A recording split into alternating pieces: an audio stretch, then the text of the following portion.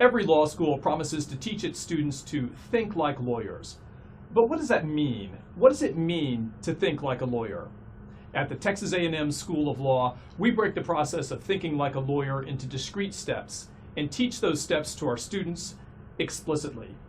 Let's look at a very simple example, a problem that requires no prior legal experience to understand. A jogger runs along a beach past a sign that says $100 fine for littering. A few steps past the sign, the jogger pauses to eat a banana. When he's done, he throws the peel on the ground.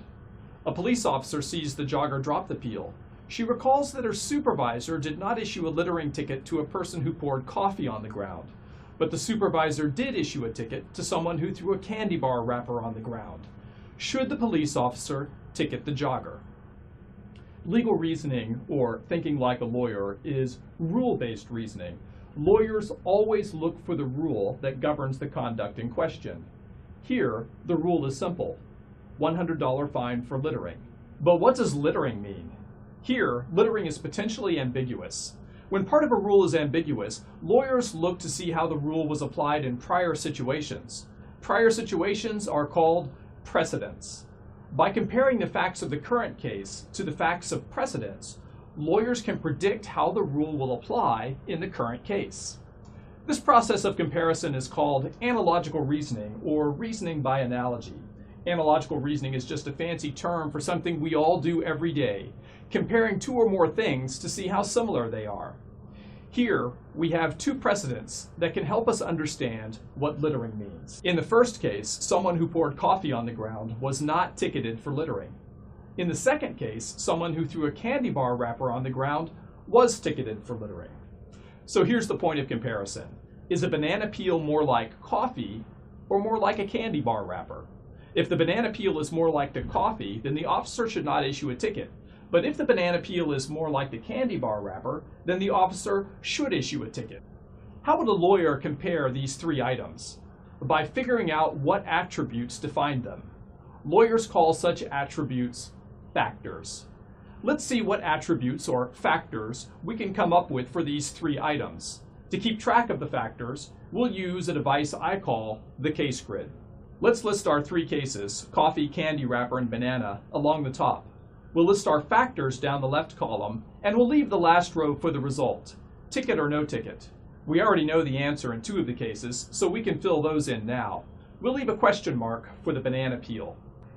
A creative lawyer will come up with as many factors as possible, but in the interest of time, let's limit ourselves to just three. Our first factor or point of comparison will be liquid or solid. The coffee is liquid, but the candy wrapper and banana peel are solid. Our second factor will be whether the item is natural or artificial. The answer is easy for the wrapper, artificial, and the peel, natural. But what about coffee? Coffee beans are natural, but brewed coffee is a manufactured product, so coffee could go either way. We'll put a question mark for coffee. Our last factor will be whether you would put the item in a trash can. Coffee? Probably not. A candy wrapper? Definitely. And a banana? Probably. So now we have three factors on which to compare the three items. We don't have enough information on the second factor, natural or artificial, for coffee, so let's disregard that factor. Sorting, ranking, and discarding factors is another think like a lawyer skill. That leaves two factors, and on both, the peel is more like the wrapper. Because the peel is more like the wrapper on the two factors, analogical reasoning dictates that it will be more like the wrapper in the result, too. Therefore, the officer should ticket the jogger. That, in a nutshell, is how a lawyer would solve a problem like this. Identify the rule, use precedents to resolve ambiguities in the rule, use analogical reasoning to compare the precedents with the current case, and come up with an answer. Now, lawyers and most people could solve this problem in their heads in an instant, but that's not the point. The point is this. If you have a teacher who breaks the process of thinking like a lawyer into discrete steps, you will learn the process much more quickly. That's exactly what we do at Texas A&M.